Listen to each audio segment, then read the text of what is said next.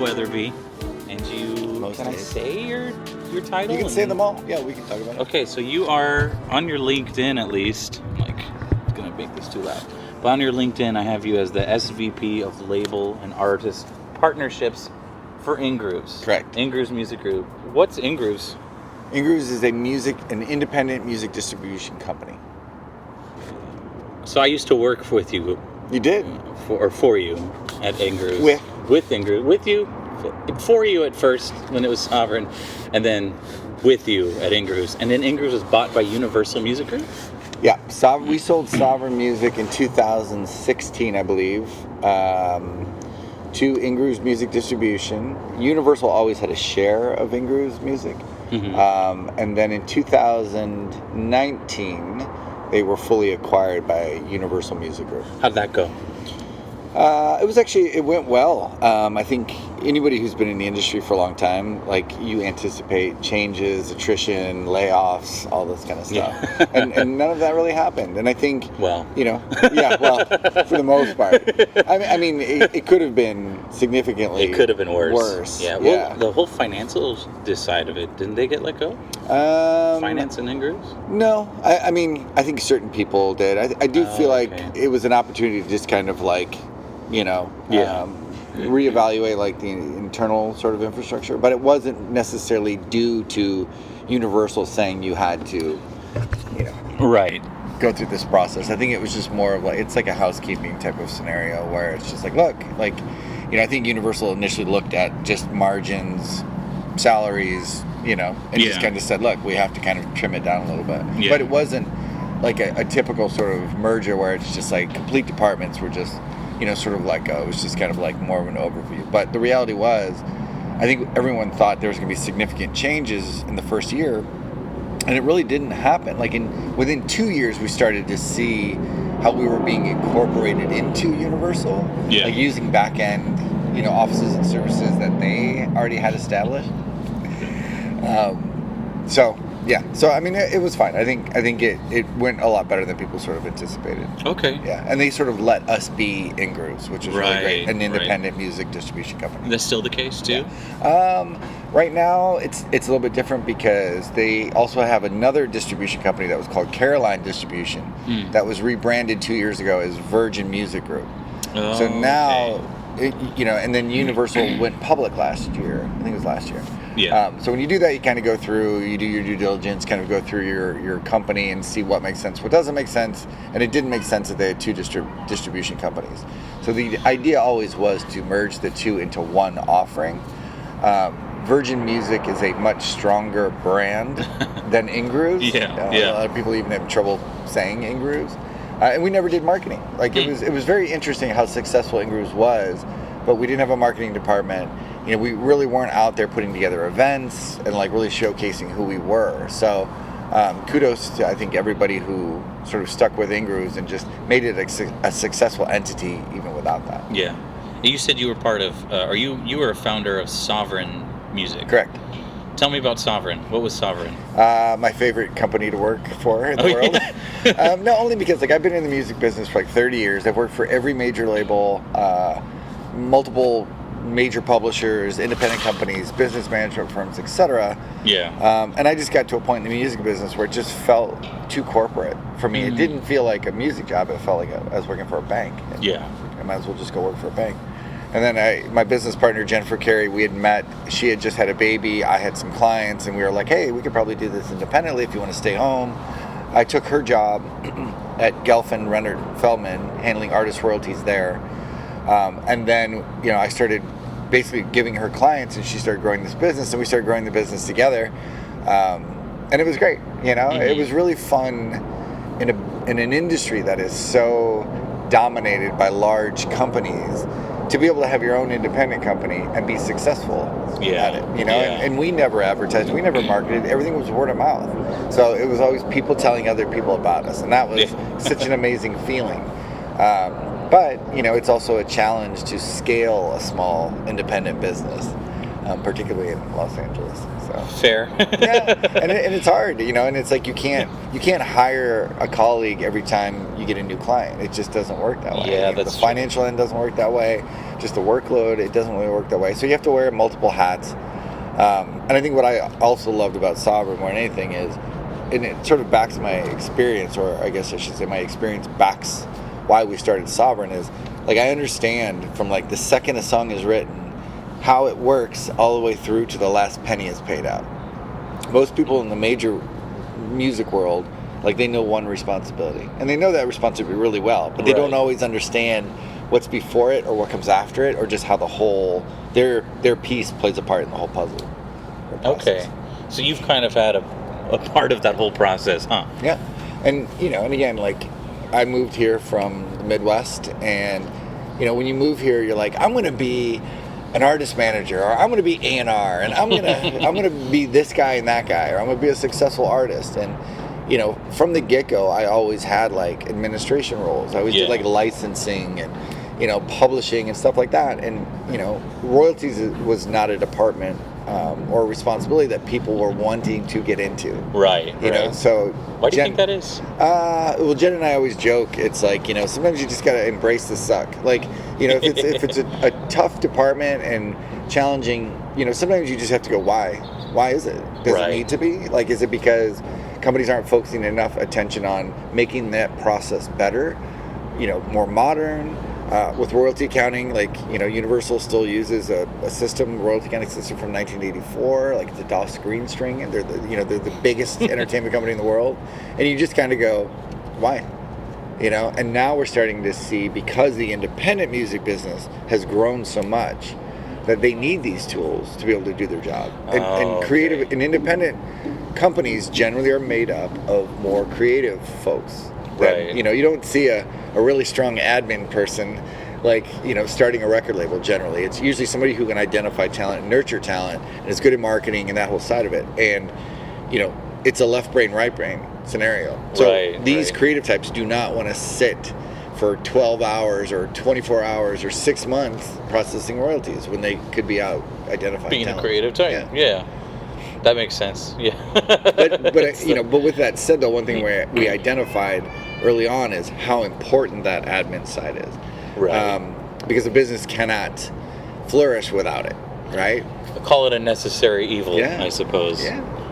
Yeah, and even to again see it at the major label scale compared to like that independent scale, you just kind of go, "Oh, it's interesting. It is a necessity. It is a necessary evil, but." How do you make it easier and better for everybody else? So Sovereign, how long did you run Sovereign for? It was probably for 6 years. 6 years? Yeah. All right. Okay. Yeah. And then I came in at the tail end of that. Yep. That was fun. Yeah. It was you were fun. I could have gotten in trouble a few times.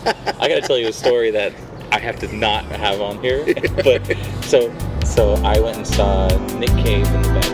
No, nothing.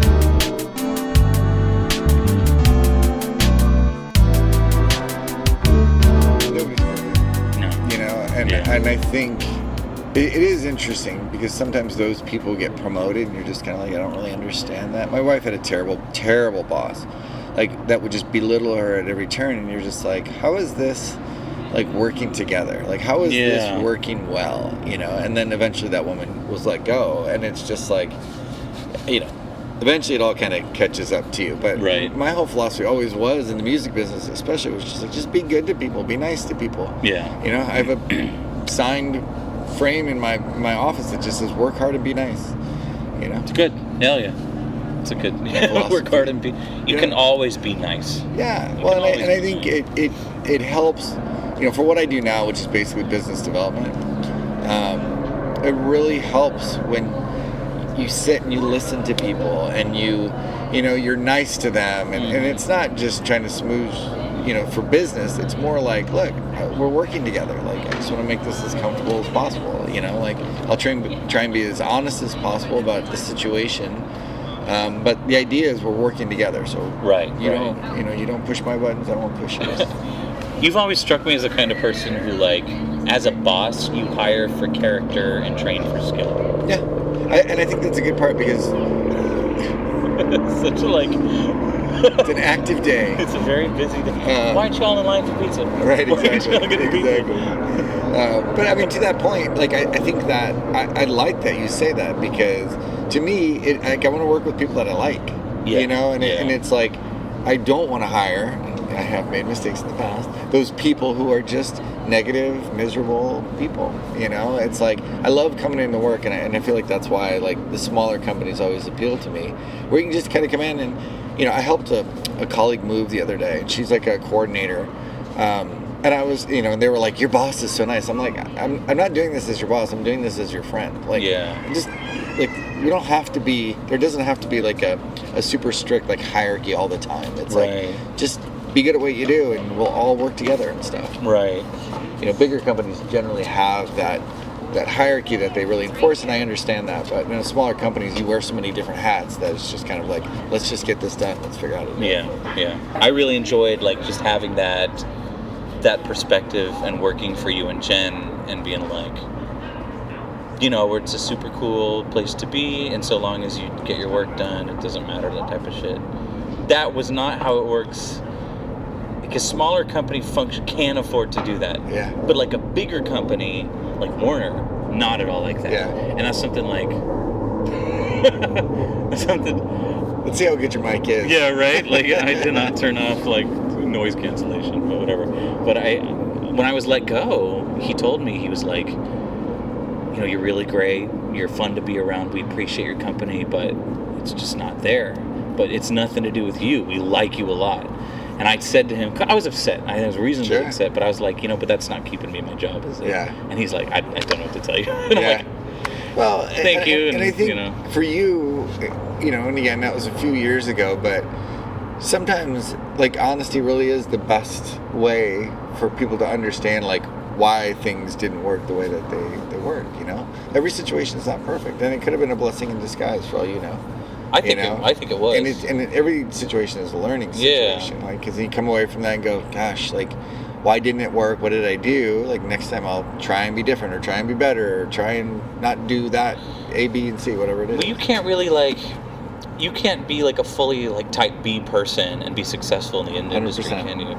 Oh, well, well, define success or successful. Well, I guess success isn't, from what I understand, it's not how high you rise, but how long you can stay in the game. I think, well, that's interesting, right? Because I worked for Universal prior, early 2000s, and, you know, going back to, like, the whole sort of burn down on corporate music business, it was Universal that I was just like, this just doesn't feel like a music gig anymore. You're back at Universal. Yeah, I know, that's the irony. It's sort of like the lifelong, you know, bad joke or bad trick. It's just like, what? Here I am again. But it also might just be the universe saying, like, yo, this is where you belong. Like, figure it out, you know? Universal. Ooh. But what's interesting is...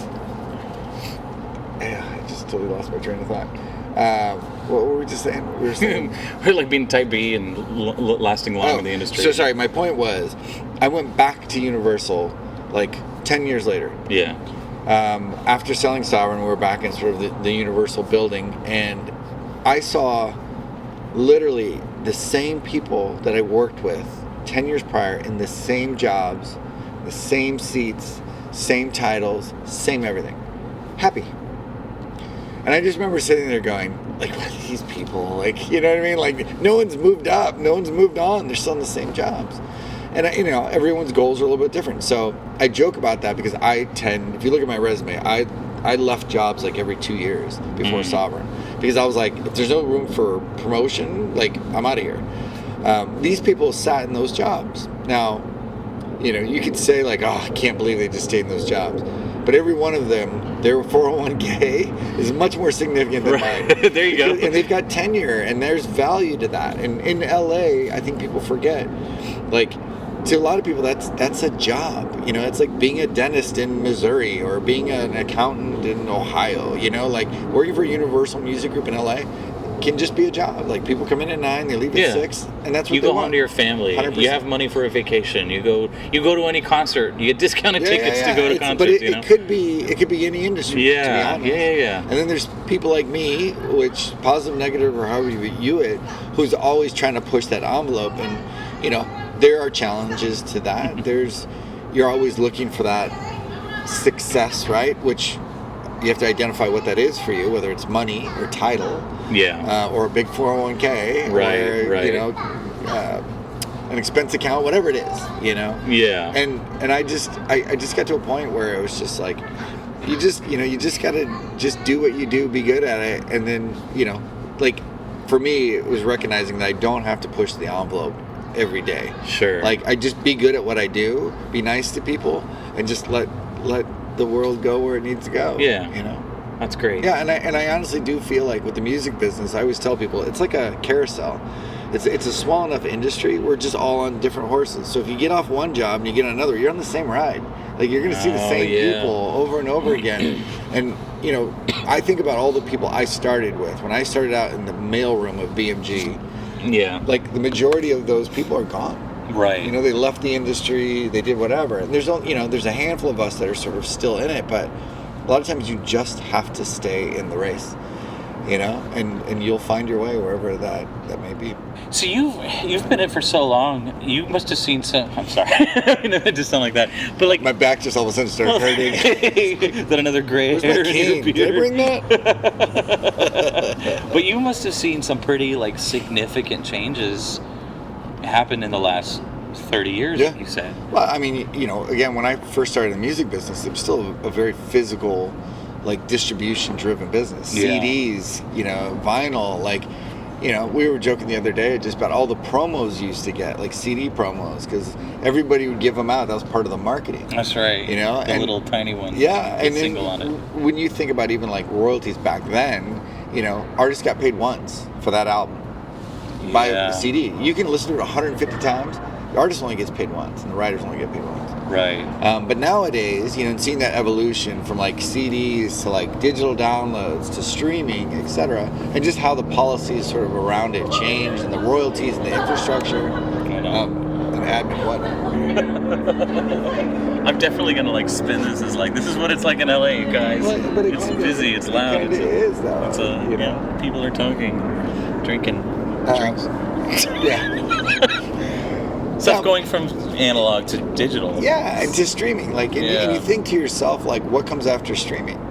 And I will probably live long enough to see it. I don't know what it is, but, it's fascinating when you think you went from this physical, tangible object to, the ether. You know what I mean? What comes after that? Chips in the brain, artificial intelligence, which I am just not a fan of. I'm not a fan of for music. I'm a fan of for admin. Sure. But it is one of those things where it's would you know the difference between a song that was written by a human versus a song that was written by a computer? It depends on the song, because you can see it in images, but then your ears, how good are we at identifying it? And I always feel like my parents, because my parents rock and roll, it's gonna doom the industry, and here it's I'm not AI, it's not a Puritan hymn, right? I'm not. And even AI, it's no, that's not real. You need humans to do it. But I think it just depends on the generation you're brought up. I like emotion. I like inflection. I like sure. I like notes that aren't perfect. I like songs that just there's a screech or a yell or whatever, and then you're just yeah, that's cool. Versus a very strategic, formulated song. I like AI as a tool for creativity. The way I write songs. And I've never released a song, so who am I, right? But the way you don't have to release a song to be a songwriter. No. But when I write songs, I take two randomly generated images, and then I link the two, and I write about that connection between them. And so it's okay, maybe I don't know where that inspiration is coming from, but that's my brain. I'm gonna write a story about this situation or whatever, and it works.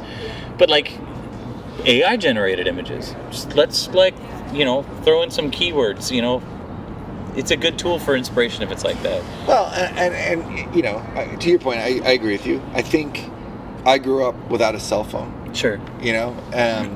now everybody has cell phones, Yeah. access to computers and iPads and whatnot. Yeah. And I do think it's just the advent of technology. It is what it is, and you can embrace it. And I think it's good to embrace it, but I also feel like it's not good to depend on it, right? Yeah, that's fair. And again, like I feel like I'm sort of like the foot in, foot out sort of generation where it was like you grew up doing a lot of physical manual stuff, which taught you a lot about just the world, you know? Yeah.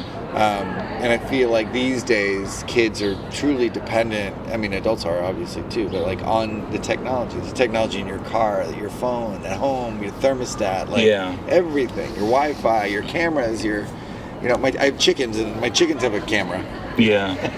Chickens have... So vain, those chickens. Hey, can we watch yesterday back? Okay. Are they live streaming? They might be. My chickens are making money. I'm like, hey, did the coop get bigger? Like and follow, ding the bell, and, you know, buy me some feed. Uber Eats, like it's chickens in the back. Yeah, I guess we don't know what the next technology is. We can speculate, and I think streaming is not going away. No. And I took a course one time. Leo was in this class with me, but John Hartman, you know John Hartman? He's Phil Hartman's brother, but he's an artist manager.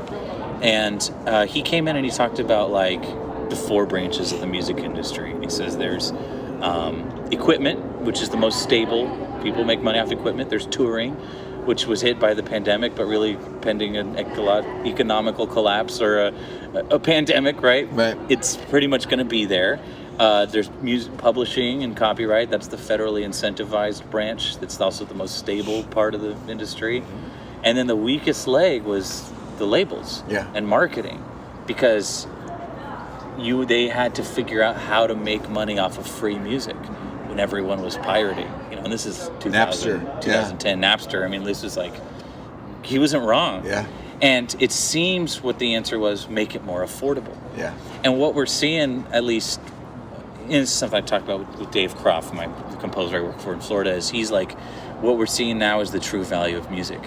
You know, before when you're buying albums, you could put artists on a private jet. You could get them their own jet. Led Zeppelin had a cocaine budget and all this stuff. Right. Like, and now we have so much variety, and it's so easy to release music, and in order to afford it, the price has to come down. And so that's why people are like, ooh, micro pennies, and it comes down, and it's like, Spotify needs to pay us $1 a stream, and it's like, are you insane? $1 a stream?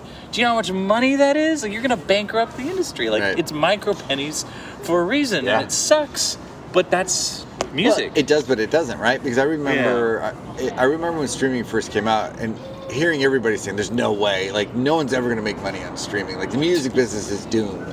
And the music business right now is thriving more than ever. And I go back to my example of back in the day, you bought a CD, artists got paid once. Yeah. You know, then they get money from tours, whatever. Now, you listen to that same music on that CD, the artist gets paid every single time you listen to it, I listen to it. You don't just have to have a copy of it, you know, like a physical copy of it. And I think that has just changed. Like, you know, we saw a significant spike in revenue in catalog music. Really?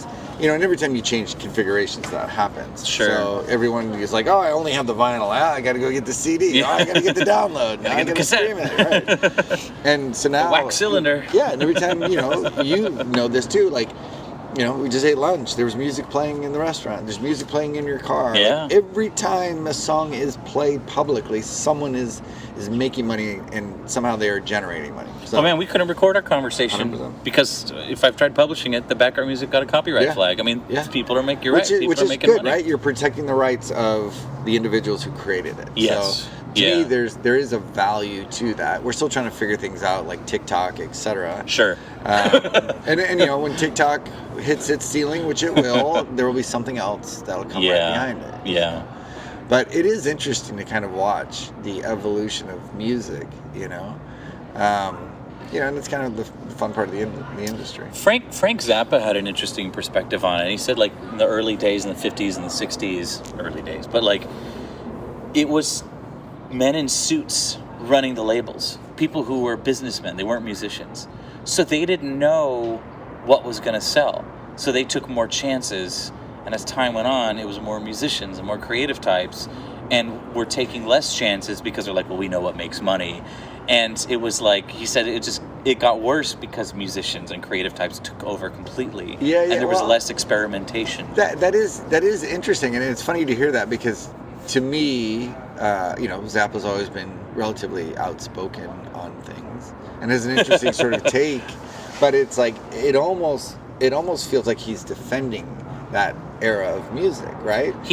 Which a lot of people, depending on who you ask, could say that they took advantage of a lot of artists back then, because there was even now, this, like, not everybody understands the music business who's in the music business, like we have artists, developing artists all the time that are like, I've never, published a song, or I've never like registered a song, and you're just kind of like, you don't even know where your money should be coming from. Like, how do you know if you're actually getting paid for everything that you've done? And you made a comment earlier about like, I've never released a song, and it's like, there are tons of people who have released music, but they have no idea what they're doing. And technology has sort of enhanced that, right? Sure. I could literally take my iPhone, scream in it, record it, release it as a single. I would be an artist, a label, a writer, and a publisher in a matter of minutes. It's music concrete. Right. It's avant-garde. But I don't need to know anything about the music business, to do that. You know what, man? Like, we could do that right now and release it, and that would be like our art piece. Like, we're showing your NFT. Your NFT. There you go. It's like, here's how easy it is to be a musician. And then boom, you're in the industry. And the perspective or opinion on what is music and what is not. It's up to the listener. It's subjective. Yeah. But that's like Zappa's comments came full circle, because now we're at a time where you know what? There's a lot of musicians running the industry. There's a lot of people who. Not many music degrees up there. Funnily enough, I learned they're all business people, but they know the industry, they know music, they know what sells. But now, because it is so easy to record and release, like I have GarageBand on my phone, man. Yeah. Right now, I could do some mixing. And how many different programs are available to you to record, right? And there's just so much variety out there. Yeah. So now it doesn't matter really who's in charge. Yeah. A businessman, musician. In that sense, so long as you're not looking to get rich, you can put your music out there. No, 100%. And there's a part of me that feels artists should never even think about it from a financial perspective, and you should always think about it from a passion perspective and a creative perspective. Because if you're writing music to make money, I feel like you're not being true to yourself necessarily. Right. And I think a lot of people, chase that. That's an interesting point you made, because there's people who work in the industry where they are literally writing music to make money. The 100%. Songwriters and or Nashville, jingles, people writing jingles, etc. And I get that, and that is an aspect, I guess, more from an artist perspective. But they didn't learn to write music to make money. They learned to write music to write music. Yeah, and think about, again, just going back to AI, AI is going to be programmed based on what other people have created. Yeah. So it's basically taken, 100 years of people making music, and it's going to turn it into a formula that. And you know who's going to take advantage of it? The labels are. Yeah. Like in production music. But you know what though? Like, can you imagine eliminating all the egos? And there's a positive. There's a silver lining to every AI cloud. Computer's coming in. Sure. Make sure it's got some cocaine and a good place, comfortable water. I need more RAM. Right? Exactly. It's always asking for RAM. You're over your budget. But that is scary. If that's, especially in like the production music world, AI music to compose for TV shows. In 20 years, no one may work for the music business. If you're not needing to go out and find artists, you have AI developing music, who am I doing deals with? How many talent scouts are out there really at concerts looking for musicians? Well, it's funny because I don't feel like it's concerts necessarily anymore, but I feel like YouTube is a huge source of A&R for people. Because I do feel like, and we were talking about identifying music, I remember when I moved to LA, I kind of did what a lot of people do. They're like, I can't work in the music business in Columbus, Ohio, so I'm going to move to LA because that's where all the dreams are. Sure. And then you get here and it's a fight and a struggle and a challenge, but when artists reach out to me and they're like, hey, I'm thinking about moving to LA, I'm always like, don't do Why? it. Yeah. Because for what you're doing, like being a creative, like if you're good, we will find you. Like there's so many tools that we can, social media, YouTube, etc. Right. We can find you and we will find you. So you don't have to come here and struggle, with the BS part of it that generally burns people out and makes them not want to be in the music business. Like stay where you are. Do your thing. Right. Develop your base at home. Like people will figure that out. That's what I tell like musicians when I was in college at Cal Poly Pomona. They're like, oh, we're gonna go tour up in LA. I was like, why? Yeah. Why are you gonna go? You're gonna pay like $300. You're gonna pay more for no one to hear you. Yeah. Yeah, and it's like Orange County is right here. You know how many cool venues are all over Orange County? Yeah. Go to Riverside. How many clubs are like? There's places near where you live, where you can be you. 100%. The internet is everywhere. Yeah, well, and again, like I joke about, growing up and having to work Kinko's third shift to make flyers, to post in newsletters, to send to people. You'd send out 100 and 99 would come back because no one ever gave you their real address. Sure, yeah. It's kind of like dating and asking for a phone number. You're like, is that really your number? 911, that's your phone number? Right, that's really? it. Right. 2.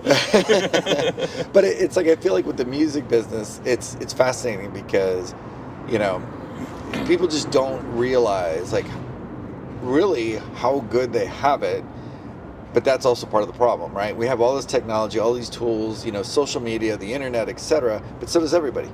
So when I have artists that are like, I'm going to go to Interscope and I'm going to get a deal, I'm always like, don't do that. Like, don't knock on their door.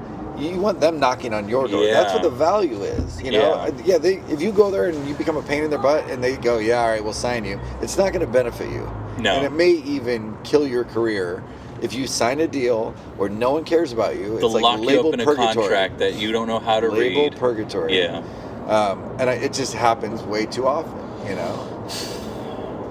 It's a tough business, but, I feel like it's definitely doable. You just have to know.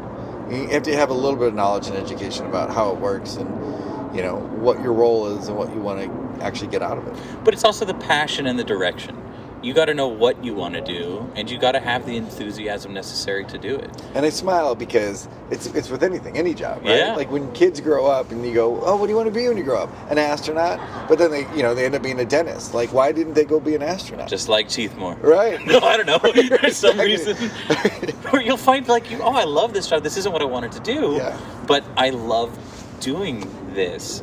But we know people who wanted to be in the music business, but identified a different possibility or opportunity that actually was more fruitful. Yeah. Right? For that time in your life. Yes, and there it is. And that's for me, it's like, music is great, and I have kept myself in the music business for this long, but I probably, if I really thought about it, I could probably wouldn't have made more money if I would put the same energy into something else. Sure. That wasn't so glamorous and glitzy and whatnot. You know, like I could have gone and worked for an air conditioning company and been like top salesman. Who knows? But we talk about this a lot about just like, what jobs people have that actually make money, and it's, it's not always the glamorous ones, and it really is the top 1% that actually makes significant money. That's significant money. That's America. Yeah. So why do you stay in it? Foolish. I'm old. You're foolish. Old. No, I still love it. I still love the process. I still love the challenge of it. I still love working with people. And I think I remember literally packing up my truck, 1997, saying I was going to move to California the next day. And everybody in Ohio was like, LA is going to chew you up and spit you out. Like, you'll be back here within 6 months. And that always sat in the back of my mind of like, no, it's not. Like, I'm not. A lot of people say this, but it's like, I'm not like you, or I'm not who you think I am. And I think a lot of it still, for me, and what drives me to this day, is that doubt that people had that I could do this. So I just keep swinging for fences. You've done you said, you got your job at Universal, you stayed with it long enough, and then you're like, I'm going to start my own company.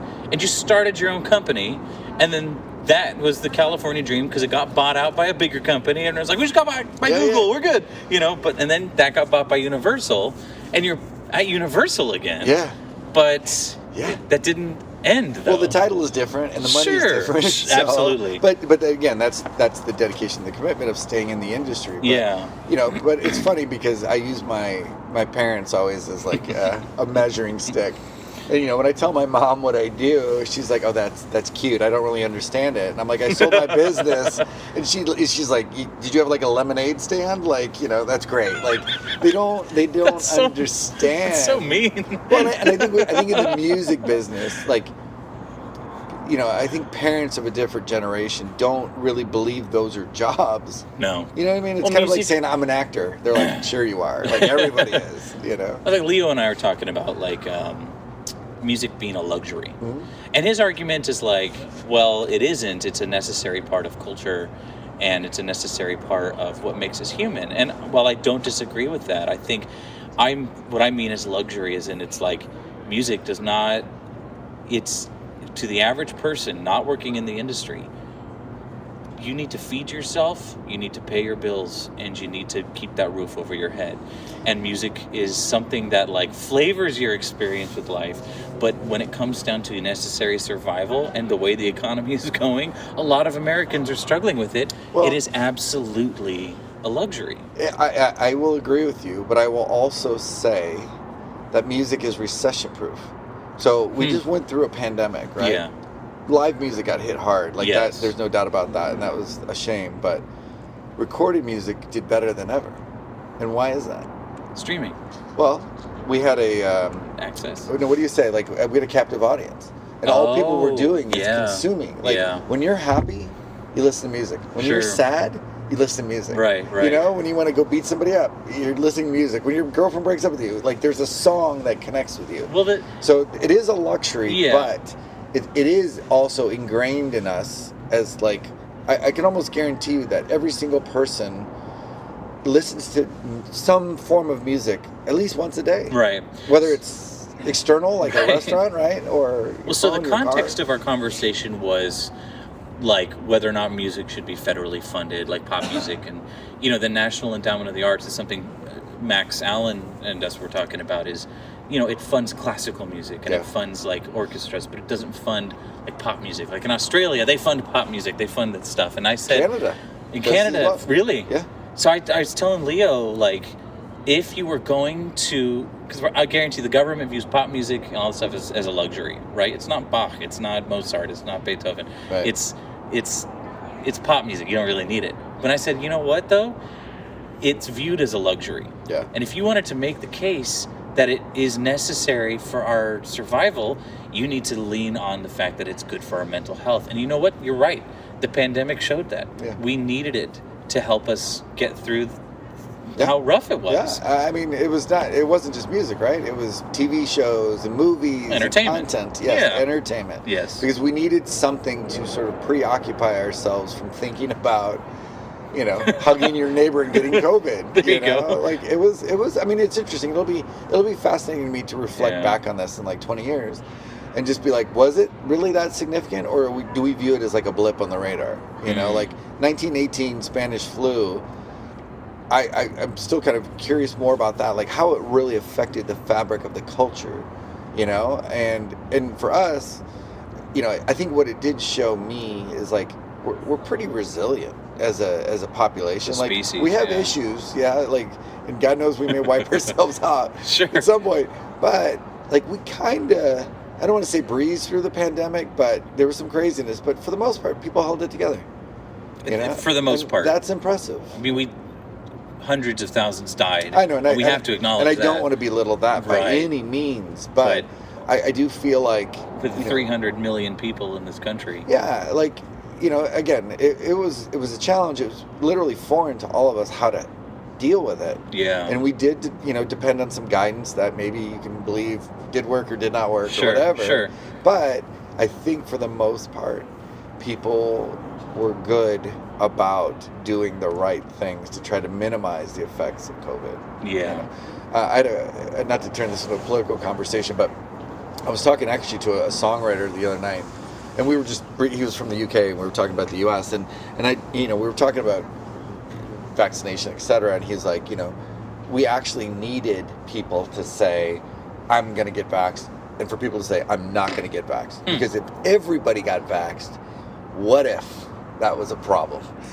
And everybody suffered. You know what I mean? It's kind of like, you know, we're going to save the world. Everybody jump into the ocean. If everybody literally jumped into the ocean and drowned, that could have been the end of society, when there could have been a glimmer of hope or light, or maybe a bit of truth that people didn't understand. That's an interesting perspective. Yeah. When he told it to me, I was like, like, you're right. Like, you can call it politics, you can call it whatever, but we need those people on both sides of that to survive. We need someone to be a litmus test. Yeah, like when we can finally travel to the moon or travel to Mars on a regular basis, it's not a good idea to send everybody. Like, send a few at a time. Keep some people to manage the zoos and to manage the nuclear power plants. Right. Yeah, because what if that experiment goes really wrong, really sideways? And everyone's like, why is everyone here? Why didn't we leave somebody home? Stop breathing! The air is gone! so it's kind of fascinating just how it all kind of worked. But like I said, like, you know, when you're in it, you're just kind of rolling with it, you know. But I'm curious to see what that sort of post-pandemic, you know, what happens after. Yeah, I mean, it's still technically going on too. Yeah. But it's like, I mean, you're vaccinated, I'm vaccinated. We're here in LA, which was like an epicenter of, it was scary for a lot of people, you know, and we're just chatting outside around other people. I mean, we came. But that's also interesting too, you know. It's just like every territory is going to be a little bit different. When you live in a city this size, you know, LA to me had a much more fortunate situation than like New York City. You know, could you imagine being a single individual in a studio apartment on the 27th floor of a high-rise during COVID? You would want to jump every day, like, because you couldn't really go downstairs to go outside to go to the supermarket. Right. So you kind of were just captive. And 4 walls, man, that could make you crazy. So I'm grateful. We had music and streaming and movies and TV shows to keep us going. I mean, it's interesting because we figured out a way to make it work, you know? Uber Eats, all the delivery food services thrived. Like, you know, businesses took a hit, but other businesses kind of popped up, you know? Like, to me, and I've always kind of said, like, there's an opportunity in everything. Like, your worst days, there's an opportunity there somehow, some way. You know? Something to take away from it. There's a silver lining to every cloud. That's true. It's a beautiful day, even though awful things happen. But, you know, it's funny, you hear that as a child, right? Like, parents will say that to you to keep you positive. But the reality is sometimes you need to hear it as an adult. Yeah. You know, you have to just be reminded. You need to find a reason to... You can still be miserable and upset, but you can also, at the same time, finding a reason to... Well, and I do feel like as an adult, it is interesting... because your perception of life is different, I feel like. Like, I have challenging days or tough days, but I don't really have bad days. Sure. You know what I mean? Sure. Because I feel like I'm equipped enough to handle whatever it is, even if it's a client that yells at me and screams at me. It's like, it's part of the job. Often? Right. Yeah. Or I just say, it's your fault. How did you... Right. I just did my job. Right. How did you fare with the pandemic? How did the industry, you and the industries you see it, fare? It didn't really affect my immediate responsibility. So for me, like, Zoom took off. Like, you know, it's funny to think about that now, because before I always joke, like, everything from the Jetsons is starting to come to fruition. Is like starting to become a reality. So we used to use Zoom like once a month for like a conference call. And now we use it like a phone call, you know? So it's good, because I think it's sometimes like being in person and talking to people, like that personal connection relationship is really helpful. But when you don't have that, Zoom is a kind of good second, you know, place. Like, you still get to see people, you see inflection, you see emotion, you kind of read people, and you feel like you connect a little bit. So for me, like, I thought that was good. You know, I feel like a lot of businesses were just trying to figure out what to do. So you know, in a sense, I felt a little bit more like a guidance counselor at times, where, you know, and the reality is everybody was in the same boat. So when people would come to me and be like, I'm dying over here, like, what do I do? I'd be like, you know what the good thing is?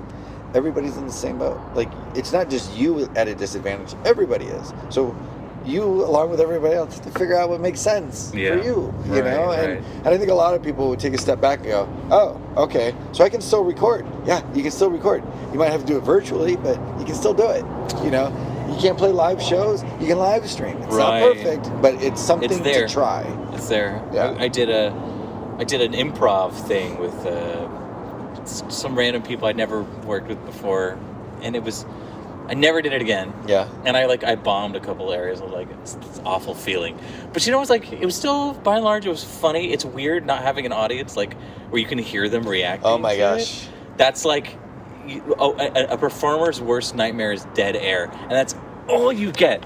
You know, so you gotta find a way to fill those gaps. Beepa Doobie, one of our artists on Dirty Hit, did a sort of live stream performance for industry. And so everybody was on the call, and you can tell these little boxes and faces. She's playing her heart out. After she's done, silence. And she's like, okay. So she tells a joke. Silence. You know, people are laughing, but she couldn't hear it. She was like, this is the most challenging thing for me right now because I get nothing.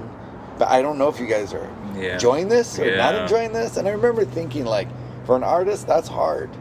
Did you ever watch Last Week Tonight with John Oliver? Yeah. So do you remember when he first transitioned into doing the virtual episodes? I don't remember that because to be honest, I feel like even my television watching patterns changed. Sure, yeah. You know? So he would, in the show, when the first couple seasons, he would pause for laughter. People would laugh. So he moves to the digital format, and he's still pausing for laughter, but it's dead air. And I remember watching this, that's really awkward. And then, after a couple weeks, I noticed someone had talked to him. Yeah. You can't pause. And he just kept going and going and going. Yeah. And now they're live again, and he's still maintained. They just go through, and people laugh as they feel appropriate. Just people had to adapt. Yeah. And artists and musicians had to adapt. Yeah, I mean, there's a part of me that's when you think about your life and your career, you think about everything that happens within it, right? And whether it's politics changing, presidents changing, global war, pandemic, there's always something that affects your generation. And in a weird way, it's almost like a test, right? Figuring out how can you, I'm not to get existential, but it's I am a believer that it's this is just a big ant farm, Earth. A, we cannot be the most intelligent form of life force out there. There's got to be a higher level. Right. B, it's just I just feel we're trying to just figure things out, as a civilization as a whole. Yeah. Yeah. I mean, you think about the technology that we come up with here in the United States. Why don't we take it and we give it to these third world countries that struggle and are challenged? Why isn't everybody on the same? I don't know. There's this constant evolution of figuring things out and people out. But I don't know. I feel like music is in a good space now because we're kind of in a little bit of a revival post-pandemic. So South by Southwest, Indie Week, all this stuff, Music Biz, are really coming back. Sure. So people are starting to come out, starting to network again in person, have meetings. It's I think it's a good time to be in the music business, but it's still the same challenge that independent artists and labels you still have to figure out that process. Right. Yeah, it's funny because when I think of the music industry, I think of a purely capitalist system. It's based entirely on, what is selling, supply and demand. There's no socialist aspect to it. Nobody's getting any goodwill. No artists are being promoted because they're artists. You have to show that you have something of value to be on that market. And it's weird because I don't feel any conflict about that. Does your music make money? Cool, you can be part of this label. You have marketable skill. At least the pop music world, you know what I mean? I always try I try to figure out analogies in my life because I run, so it's I run marathons, but I don't run them very fast, and I'm not I'm not setting That's not land the point, speed is it? records. Right. But I look at it and I go, okay, I'm a runner. I'm similar to an independent artist, right? If I want to be a better runner, I have to figure out how it works. I have to do my research, and I have to train. I have to, take the right supplements. I have to do all this. Yeah. Same thing with independent artists. If you want to get better, you have to kind of look at the industry and say, look, I can do a lot of this stuff myself. I can do my own social media, or I need to hire somebody, et cetera, et cetera. But if you're, if you want to be a competitive runner, you have to hire a trainer. Yeah. Right? You got to join a team.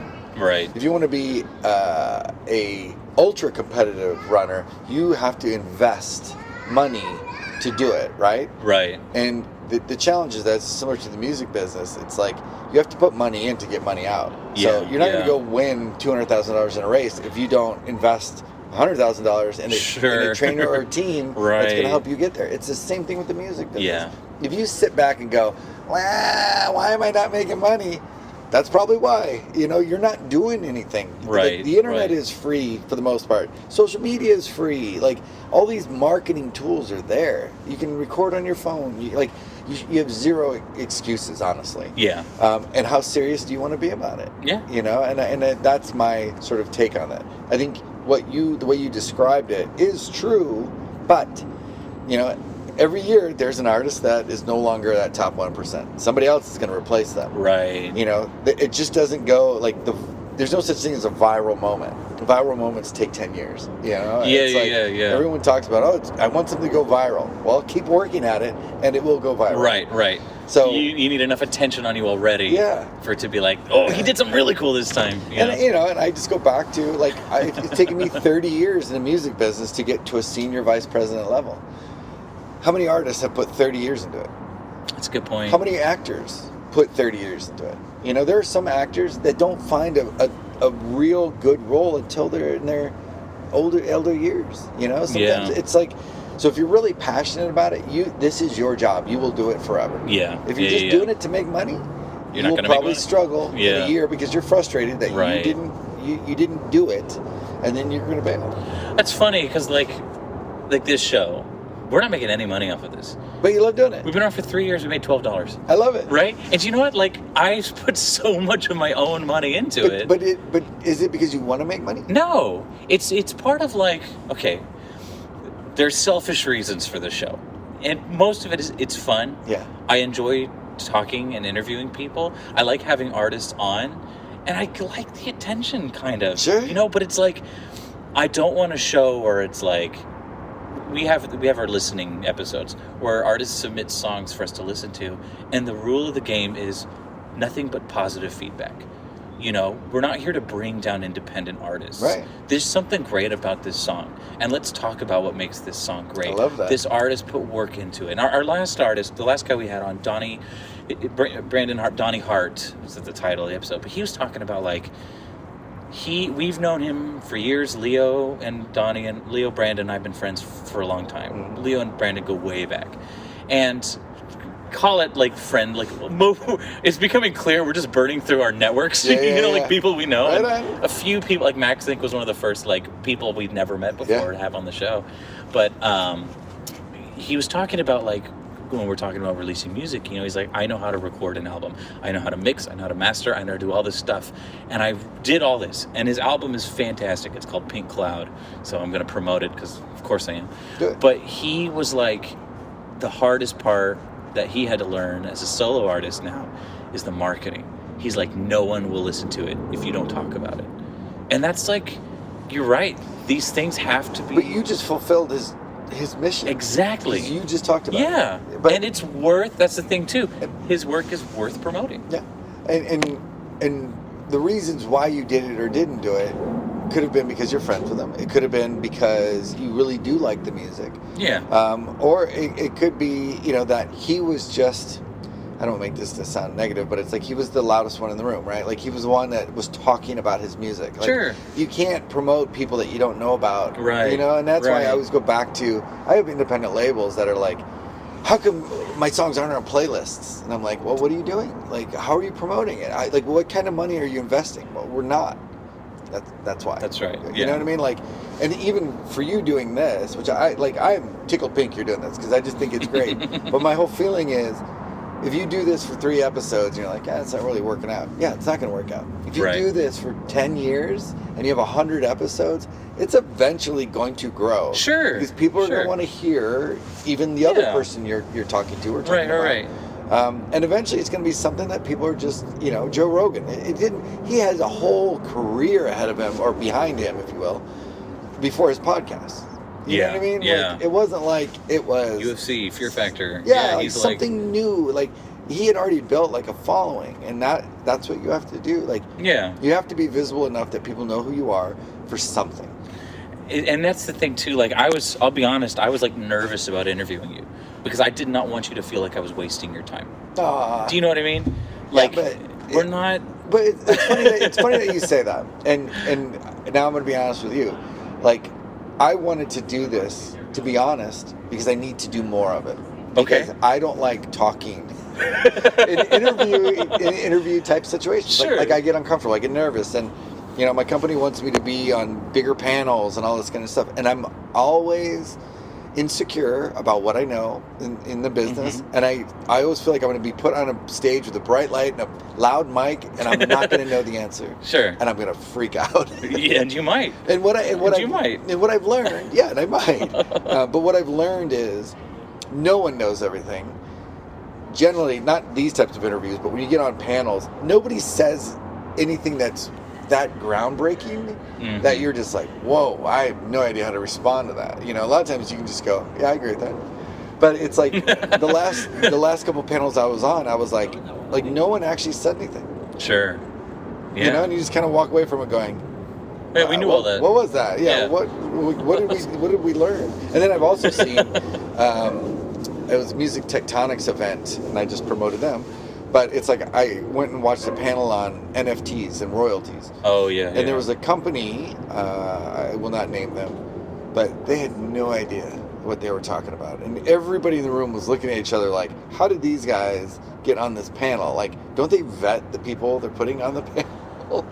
And it's just, so sometimes it's not, sometimes it's just a mismatch. Really? Oh, man. So, yeah, there's some insecurity there, and I just think it's good sometimes to just sit and just talk about music. And I think it's the company too. Like, when I asked you if you wanted to be on this, you're like, it has to be in person. Yeah. I'm like, cool with that. It was only gonna be me. Well, but yeah. Yeah, and that's why, even I wasn't sure if you're gonna bring somebody else. But that, to me, it's like, it's awkward sometimes doing it over Zoom or something like that. Like, I would much rather just sit and, like you said, it's almost like a fireside chat. So you edit it, you take whatever you need to take out, and we'll just talk. We'll have you on again. Yeah, if you want. No, and I've been getting better about pushing and promoting, and Leo kind of helps on that too. But I'm not even worried about that. Like, I think what's fun for me is that you're doing it. Mm-hmm. You interviewed Max, which I truly appreciate, because I think Max has a story to tell, and I feel like he's onto something that's kind of really cool.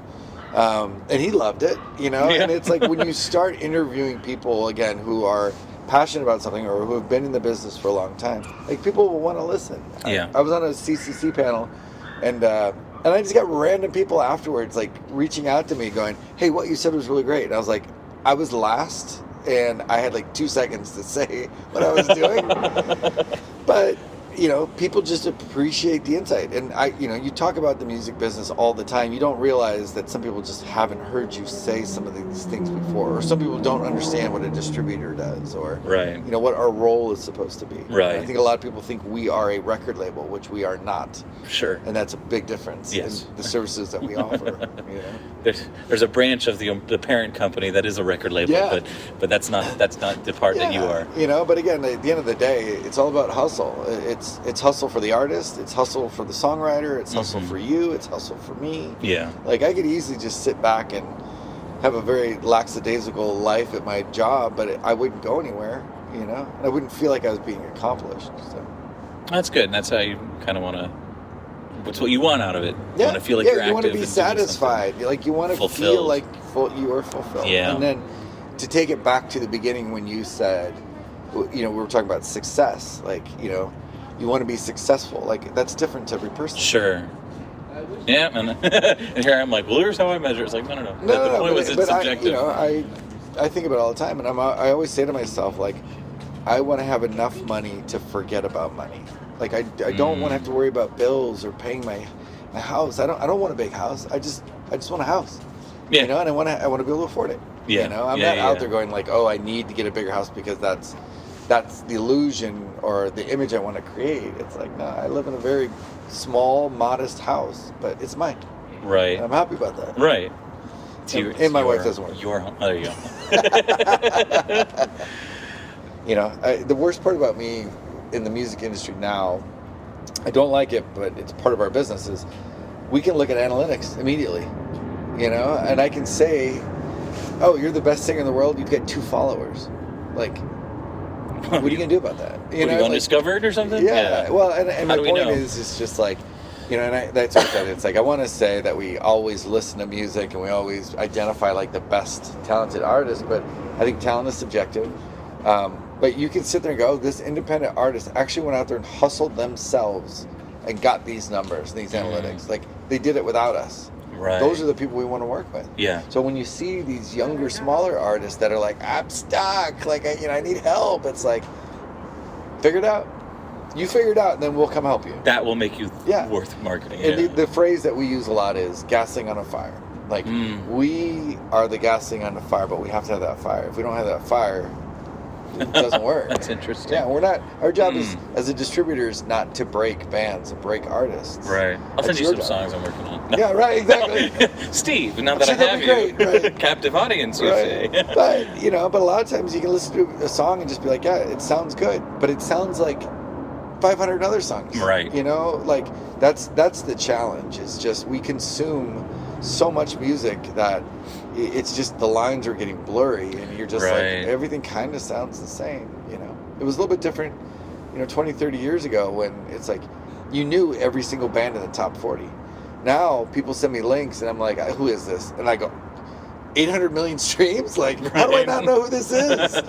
Because the people are figuring it out, and they're doing it themselves. Well, there's niche too. Mm-hmm. It's like it's the smorgasbord effect. There's so much variety, and we have access to so much, and we are listening to music all the time that you can listen to like 8 different genres in 2 hours from artists that have nothing to do with each other. And people's like identities used to be like, and still are kind of, but it used to be thinking like, oh, I was a metalhead, and all I listened to was metal in high school, and then they'd carry that their whole flipping lives, and it's like, but do you like, I don't know, classical music? I hate classical music. Have you heard good classical music? No, it's all sucked. Your opinion means nothing. Well, you know, and that's a great point. Like, I mean, I even when I talk to songwriters, it's like, well, my genre is, and I'm like, I don't want to know your genre. Just let me hear your songs. Like, it goes back to like Dolly Parton writing "I Will Always Love You" that Whitney Houston made famous. Right. Like, everyone thinks Whitney wrote that. Whitney didn't write anything.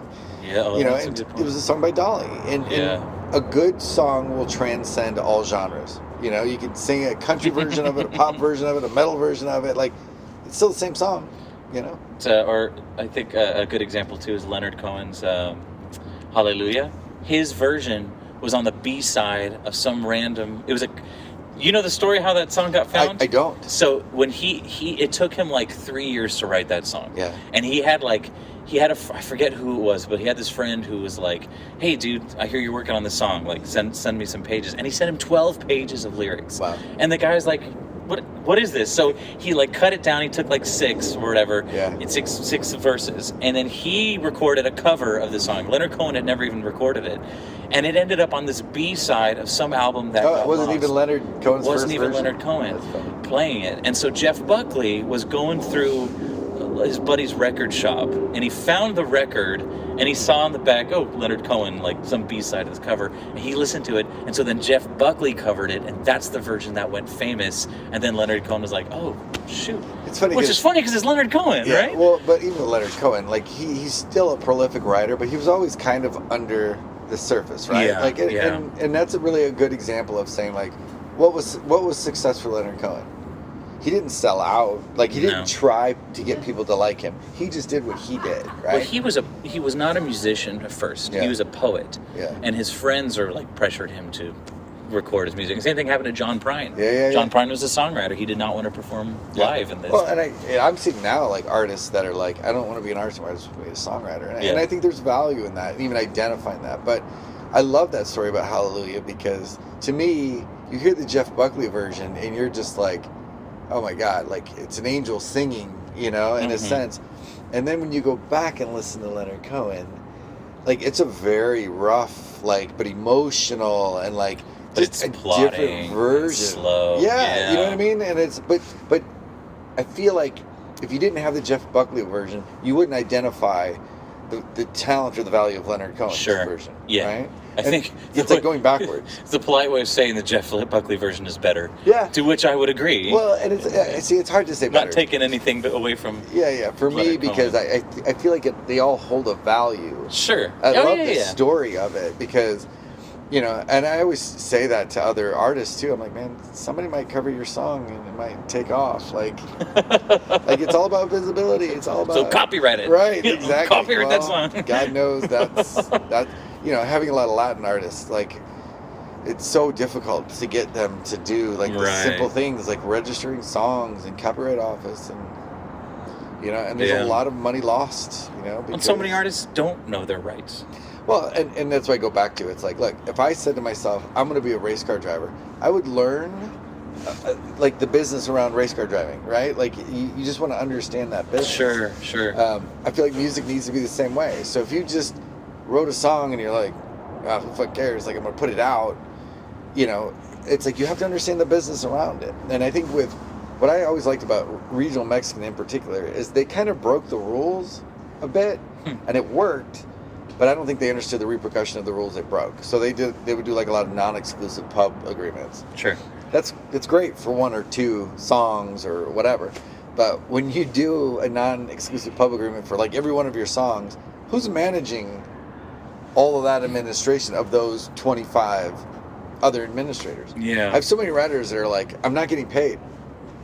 Well, yeah. You sign the agreement, go back to them and say, why aren't you paying me? Yeah. And, and again, in the regional Mexican world, a lot of the publishers thought that all they had to do was sign an agreement and that they would collect their PRO share, their performing rights share, like directly, and that was it. They didn't know they had to actually pass through like streaming mechanicals or sync income.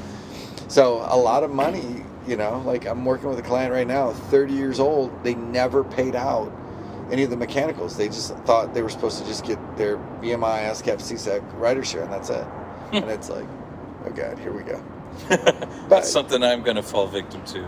Well, because I know the PRO side pretty well, but all that other stuff, I was like, that's what. But it's like the MLC, you know what I mean? Yeah. Like at the very least, register with your PRO and the MLC. Like that will, But the flip side of that too is, the publishing business in the United States is so much different than the rest of the world. Yeah. Like, in every other territory, there's one society that you just kind of have to affiliate with, and they'll collect it all. Sure. Here, because we like to be different about everything, it's like we have multiple companies that you need to affiliate with. Yeah, I mean, you technically have 4 PROs. You have HFA, you have music reports that you should register with. Now you have the MLC, which is great, but the MLC only collects streaming mechanicals. They don't collect digital downloads. So the label is still responsible for that. Everyone depends on their distributors to handle the mechanical licensing of the digital downloads. Nobody wants to do it because it doesn't make us any money. It's a hell of a lot of work, and most independent publishers don't even understand the process. So you've started multiple companies. Yes. And they all kind of tackle this in some way, yes? Yes. So it's the music business from 4 different angles, if you will. This is a good segue, isn't it? Let's discuss. Sure. Okay. Well, one of the businesses that I have is, because of our experience and history, like working in royalties, we know that's a responsibility that lacks development, like modern development. So we started a company called Paction, which is the art of an agreement, which basically takes a contract. It's a contract asset management software where you can negotiate and draft contracts and agreements for independents. We have a legal advisory board, so all the language is vetted. Yeah. But you can do it digitally, and then once you sign digitally, it's actually saved digitally. One of the other benefits is a lot of major labels, they have agreements for different periods of time, certain albums that are affiliated. We can attach those assets to the agreement. And we're also creating, from that perspective, we're creating a smart contract out of these contracts. Now, an NFT is a non-fungible token, but it's been marketed lately as this piece of artwork and an exclusive monkey, audio file, a monkey, right, whatever. But the reality is a digital recording contract that's a smart contract is an NFT. Huh. So our idea is actually creating these true NFTs, and then what that does once you've created that is you can actually expedite royalties by paying people on the blockchain. So, I feel like we're like 5 years ahead right now. Like no one's going to do that today, but they're going to eventually get there. So we're kind of ahead of the game, I think, on that. So that's fun. We're working with a bigger consulting company to kind of finesse that idea. Then there's the Best Music Company, which is a publishing and administration company. We have a lot of good clients. I don't know if I should say them or not. So publishing admin for the Best Music Company, that's a fun company for us. We have Royalty Partners, which is a third-party royalty, downstream royalty accounting service company, because people still do not like doing royalties themselves. That's fair. So there's value there. That's fair. And then I have my own label called UVT Entertainment, which is more just like a little vanity thing that I do for friends, but it's starting to pick up. Like we're starting to find or have artists actually reach out to us like, hey, can you put out my music? Yeah. So, it's fun. Want to set up your own podcast? I'll help you. Yeah. It's funny. My wife is like, you need to do a podcast. And I'm always like, I'm not interested. Like, it just seems like a lot of work. Yeah. Like, I like doing this. Sure. But I don't like organizing it. Okay. That's fair. Then it's totally fair. Yeah. So, but it is good because I do think when you have your own business, one thing I always said about having my own label is like, it gives you a perspective of the client. Mm-hmm. So at Ingrooves, which is where my label sits, no one helps me, like one of our tier 1 labels. So I have to figure stuff out myself. So it gives me a good perspective of how a good number of our clients struggle on the day-to-day. Right. When I have a question, how to find the answer to that question. A lot of times I can just easily ask a colleague, but for them, they don't know. So they send a general email to our, music support team, and it just helps me kind of try to figure out how to make those processes a little bit more efficient. Right. So it's like you have all this experience, you have the background, and now you're like basically the head of your own label now. Yeah. And all those little dark areas you didn't see, you're like, oh, is my flashlight big enough to light up this area? 100%. Can I make my way through it? And to me, it's all about like connecting dots, whether it's networking and human dots, or if it's process and deficiency of process. Like the bigger music industry is not known for like massive technology advancements. It's usually an independent that comes up with the idea, and then the major goes, "Oh, we'll take that. Yeah, thank you." That's right. So for us, it's always like, well, if you have an idea, and our companies always tell us like, we love entrepreneurial colleagues, and it's like, do you really? Because this is what's going to happen. We're going to go outside, and they should support it, because it takes someone thinking outside of the box, which generally a major label infrastructure doesn't really want you to do. They want you in the box. Yeah. Because they want you to sit in your seat from 9 to 6 and do your job. But, to sort of find new technology or find new ways of doing it, you have to challenge that. So that's the way we do it. We do it on an independent perspective and just be like, look, we'll start these businesses, these companies, and if they work, then we'll take them back and say, look, is this of interest to you? Yeah. So I it's hard because you have what you consider sort of conflict of interest, but it's not, we don't do it to challenge our companies to take business away from them. It's to figure out solutions that we can bring back to them. Okay. Makes sense. I see. That's what you're going to say. That's why. So you don't get in trouble. That's how there you go. That's how I'm putting it out I'm doing independent research. Right, exactly. It's my own internship that I created. And I have to give myself credit because it actually sounded pretty good. So I have to roll with it. There's that groundbreaking. Right. I know how to respond to it, But I do think there's truth to it. I really do. Because again, like you have a job from 9 to 5. And during that job, you're not really pushed to come up with better ways of doing things. It's kind of like, just do the job. Sure. And I feel like and that's why it's like probably auto mechanics. They have their own cars because they want to try different stuff on that, to see what works before they go and use somebody else's car. You're not going to use a the dude's like Hudson Hornet that they brought in. It's like, ooh, I wonder how this new hydraulic system would work. Right. 1940s classic. Right. You know? Yeah. I mean, you put a semi truck horn in a VW Beetle, like, you blow the windows might not out. work, or it could be cool. Who knows? I was when I worked at the auto body shop, we had a client, billionaire. Mm-hmm. You know how, like, if you're poor, you're a hoarder. Yeah. If you're rich, you're eccentric. Right. Okay? This guy collected cars, and like he had warehouses filled with like classic cars and just cars. You're like, what the fuck is this? And so we went in because we had to go move them from one warehouse to another. It was really cool. I got to drive some pretty awesome cars, man.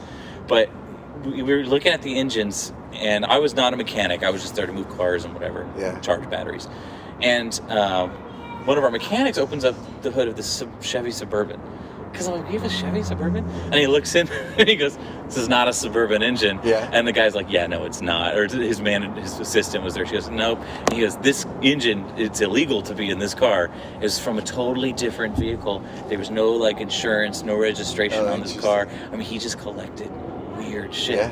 And it's like, we got to be careful how we move this one, like we get pulled over. I have a friend who put an outboard, what do you call it? Like a racing boat engine in his SUV. What? And I was like, can you do that? And he was like, yeah, it's the same size. I had to do some modifications, but I was like, that's fascinating. That's insane. Yeah, just to know, like, they function the same. So illegal, though. Yeah, of course. The emission standards. What are they?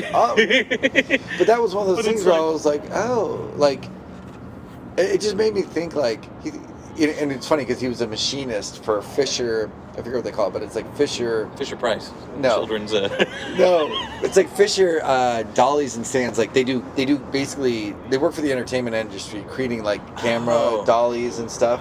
And it's all like very like CAD driven. Like everything is a custom job. For specific purposes. So I was like, oh, that's interesting. Like, you kind of have to think out of the box in that scenario. Yeah. But I was so impressed with him. That's pretty cool. Yeah, to know that, again, you could do that, but you wouldn't know it until you tried. Right. So you kind of had to have the wherewithal to be like, kind of the same size, like, makes sense, could work. It's like, it just depends on what you want out of life, like, kind of helps steer you in the direction of how you do things, Yeah. Like, just hear you talking about this billionaire, like, gosh, I think about, man, it'd be great to be a billionaire, but I'm not one. Odds are I probably won't be one, but I'll keep trying, It's not a goal, it's a dream. Yeah, but my point is I think a lot of people, and I just even thinking about, like, the friends I had in Ohio that were like, you're going to get chewed up and spit out in LA. Like, they just didn't have the belief themselves that they could do it. Yeah, but that's funny though, because they're not wrong. That's part of it. It's getting chewed out and spit out.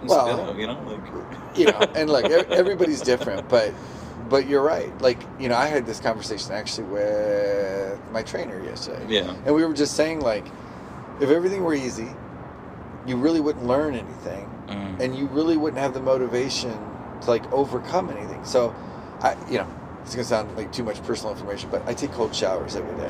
God, Steve. And I read an article. Cold showers? Right. I did not need to know that. And I read an article, and they said, studies have shown that it helps you to do that because it creates a stressful moment for you. Interesting. And if you do it early in the morning, it's sort of like, if I can endure this, like, I can endure the rest of the day. Obviously, it's not exactly like that, but it's the idea of preparing your body for stressful situations. I guess I gotta start trying to take cold showers in the morning. It's hard, man. Like, I'll tell you what, like, the first couple times I was like, oh no, like, this is not gonna work. I'll start with not as hot as I like it. Well, you know what, right, exactly. But it's funny because the gym I go to at my office, like, during the COVID, they shut it down, and then when they opened it up, no one was using it. So I think they were like, we don't need the water heater on, like, we'll just turn it off. Like, it was coming from, like, the bottom of the ocean. I swear to God, I was like, what? Is this ice? Like, what is happening? And then they recently fixed it, and I was like, why is this warm? Like, I need it colder. You kept using it colder. Yeah, the showers ain't cold enough. I know, and I was like, what a complaint. But I think in that regard, though, I've groomed myself to be prepared for that stressful situation, you know. And you know, I think I said it earlier too. It's just like it's all how you deal with those stressful situations. Like you're gonna have difficult people, you're gonna make mistakes, but you gotta keep moving. I want to ask, and we can wind down here, but like, what's the hardest lesson you had to learn in your experience with the industry? That it's not about me.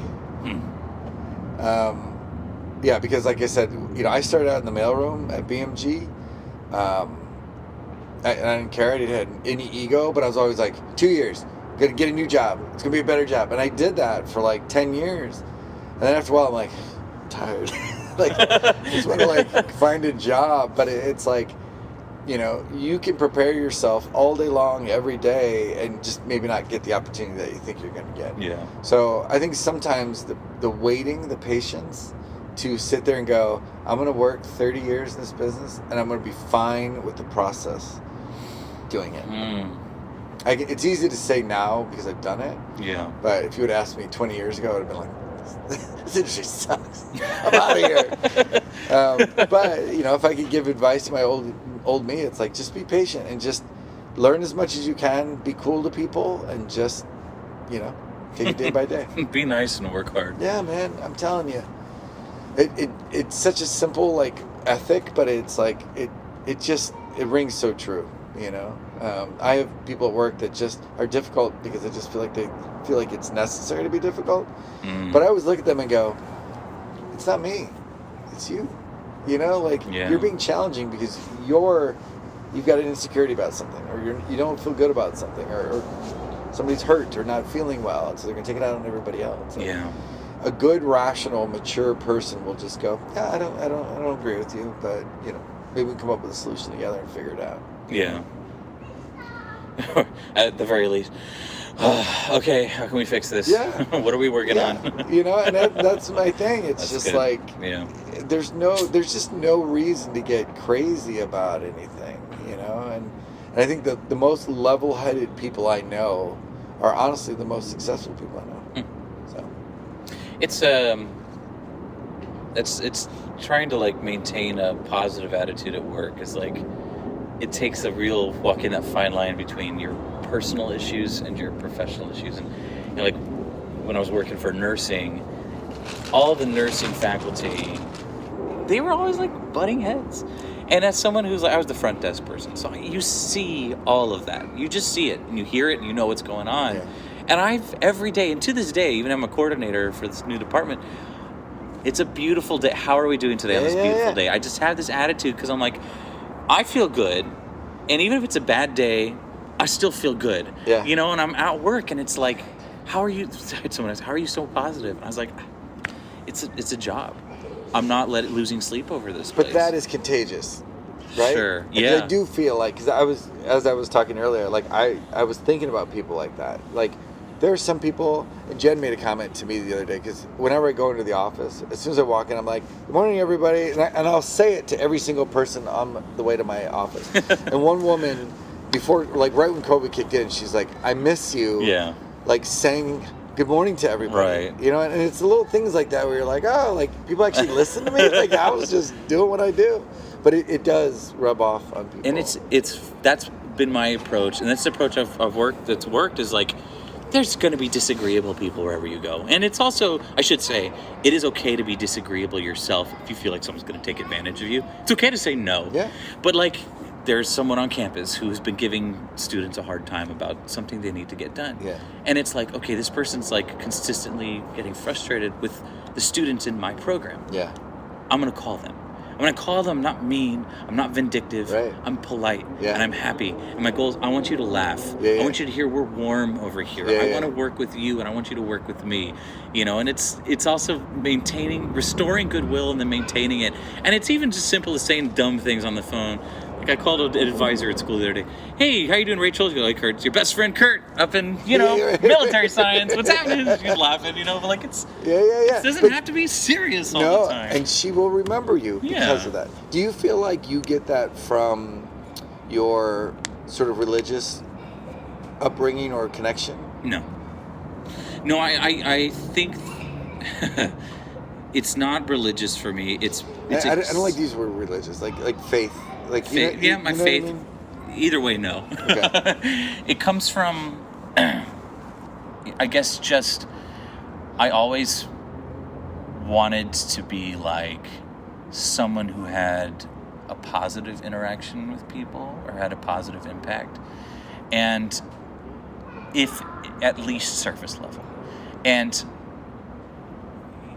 things happen, and I'm very naive in my friendliness sometimes. Like I have been taken advantage of, but like there have been times where I've said something, or I've done something that hurt another person, whether or not I meant it, or I thought what I said was funny and it was just hurtful, and I just like over time, like we were talking about this coworker before, and like how I felt that night at the concert is different, but in my heart I've always felt like I could have been nicer. There's compassion to them. I could have been a kinder person, and I can't.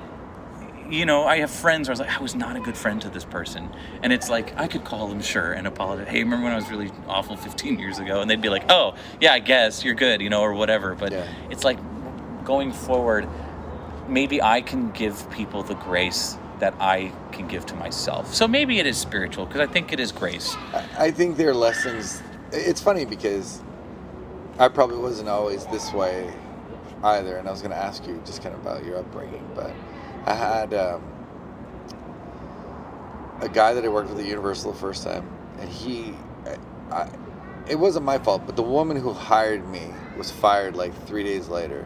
So everyone kind of looked at me as like, who are you? Like, you must have been a bad judgment because that, the lady got fired. But everybody was really mean to me at Universal because everyone thought the job should have been hired internally, and they hired externally. So I kind of walked in and I was like, what is happening? And it was crazy. But this one guy in particular, he went by Bill back then, was just like, I could not break through to that guy at all. He was, and I would try every day. I'd walk in and sit down and be like, are we going to be good today? Like, let's just work through this one problem. You don't have to be nice to me. And he would just be like, fuck you. Like, and we would get through it. 10 years later, he reaches out to me and he goes, and I don't know what happened in his life, but he goes, I just wanted to reach out to you and say how sorry I am for treating you the way that I treated you when you were at Universal. And he was like, I was in a different time in my life, like I was going through these challenges, but I took it specifically out on you, and I wanted that job. You got the job. And I was just like, oh, okay, like, thanks, man. And he was like, and it actually came up again because he was working for another business management firm, and a guy that I mentored a while ago ended up working with him, and my name came up. And he just said, Steve was the nicest guy ever that I worked with, and he just said all these positive things, and I was like, what happened, Yeah. But I was so grateful for that because I tried not to let it bother me. I mean, I ended up obviously leaving that job, but in that moment I was like, why? Like, how does everybody hate me? Like, I didn't do anything. Like, I just got here. Like, this is ridiculous. Right. And it was just a nice little sort of reward, later to kind of give you faith back in humanity that people really aren't bad people. They just have stuff. Right. They're dealing with stuff at home or whatever, and you just might catch them when they're in that phase. Yeah. So, everybody's different, but growing up, I feel like my parents were always like, you gotta go to church. So we went to church all the time. We were Methodist. But as soon as I turned 18, my parents quit going to church. Oh. And I was always like, I don't understand. You used to tell me how important it was. And they were like, well, it was important for you guys to get like that foundation of like faith. And I was like, oh, that's interesting. But we shouldn't have stopped.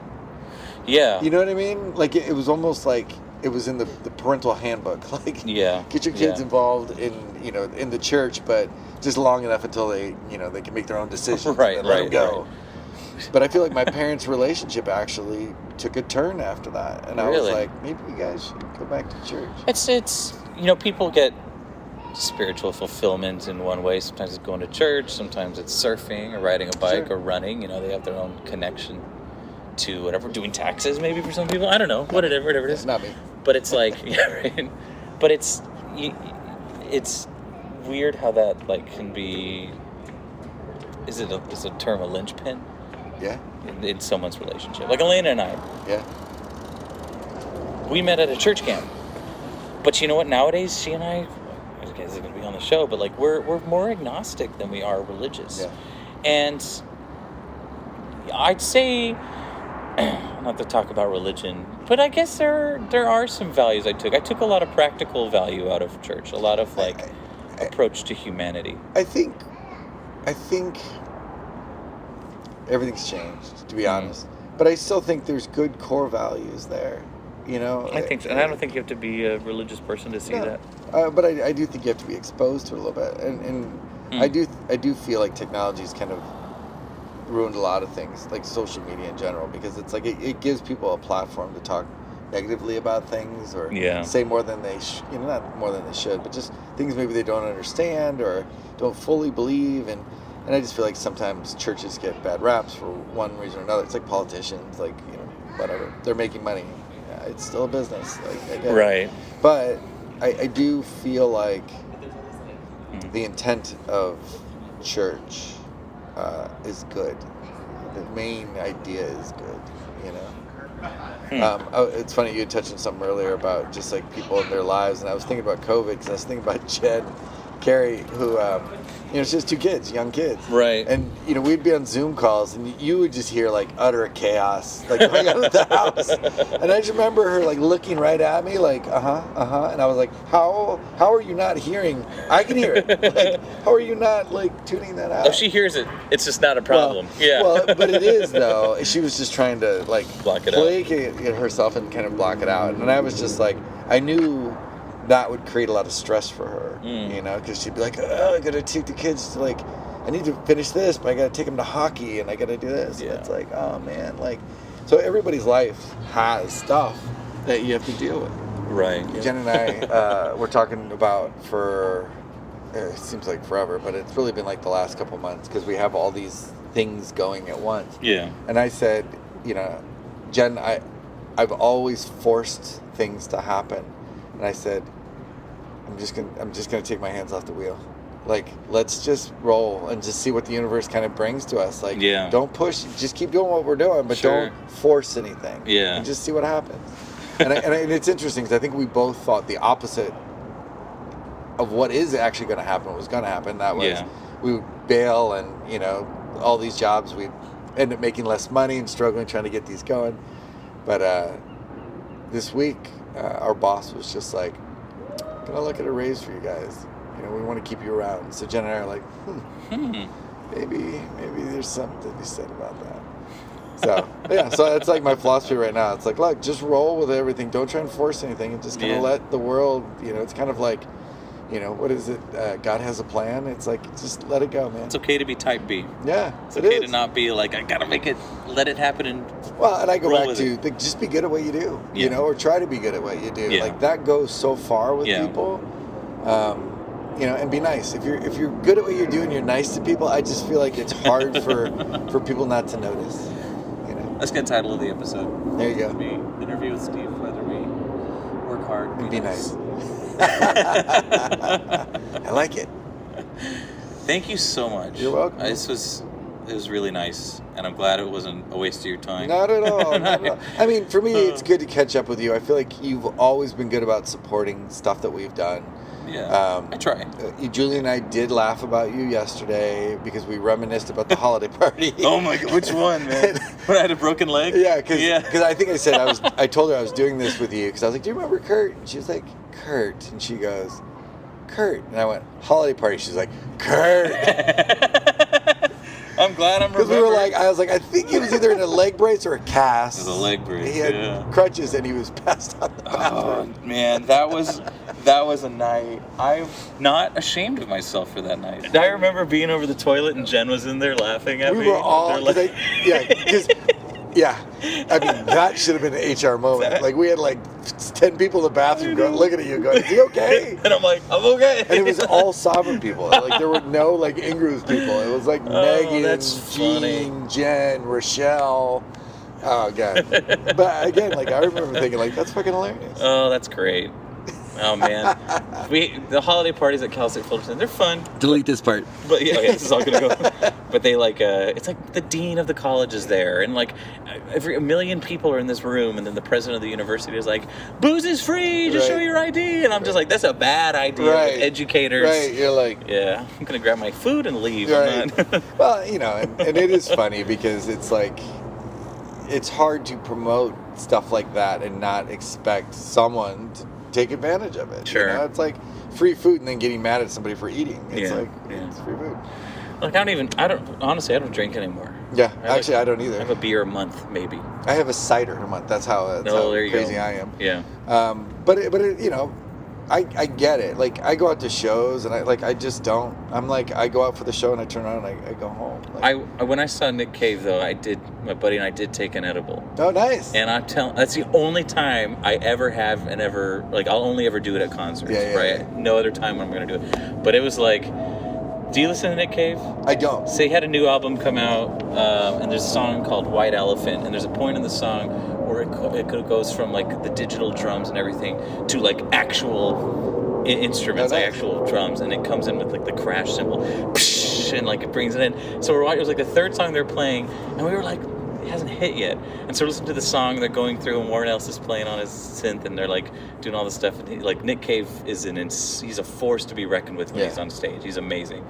And then they get to the point where he says the line, and then the drums kick in. The second the cymbal hits, and I'm like, this is the greatest show I've ever seen. I was like, it was so good. I will say that edibles are probably my thing at night. Like, I right before I go to bed, it's just, you know, I always tell my wife, like, I just can't disconnect from work. Like, I just constantly think about it. Yeah. So I tried it, and I was like, oh my God, this is actually really nice. Because it's like, what I like to do is, like, work, we eat dinner, and then I'll just turn the TV with my wife, and I'll just sit and watch, like, a show or something. Yeah. But what I don't like is when I'm watching the show, and all I'm doing is thinking about work. Like, even this morning, I woke up, I was like, fuck, I need to do these 3 things today. And I'm like, it's Saturday. I'm like, yeah, but I just need to get them done. But when I take a little gummy, it just separates my mind. Like, I don't think about work, you know. And to your point, like, the shows are better, you know. Cookies taste amazing. Like, and I know that sounds silly, but there are times when I'm like, why is this so good? Yeah. Like, chocolate is amazing.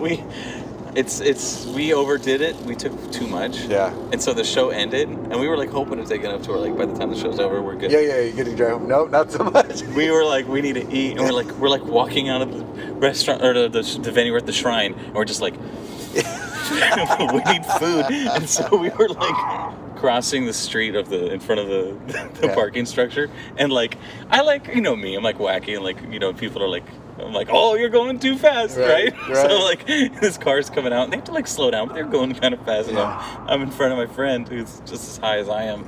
And I mean to do this. I go, oh, you're going too fast. Instead, I went, oh! And my buddy was like, Kurt, chill the fuck out. I'm like, I'm fine. And he goes, no, you just freaked out at them.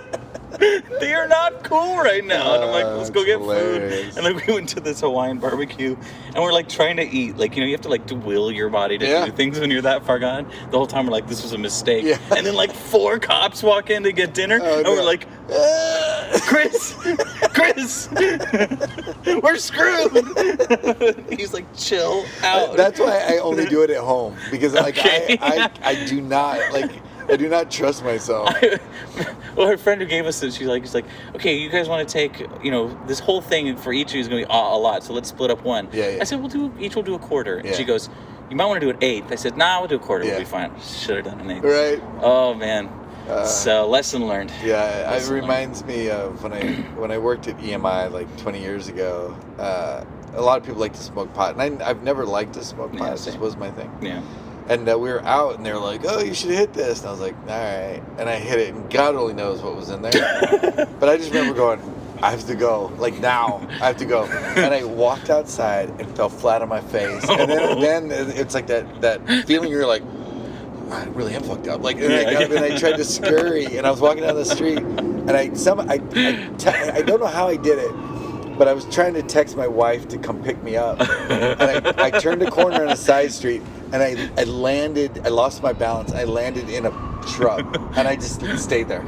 And so my wife is like, where are you? I'm like, look to the left. She's like, what the fuck are you doing in the bush? She still makes fun of me to this day. She's like, I know that you love me, and I was like, pick me up out of the bush. Shrubby Steve. Right.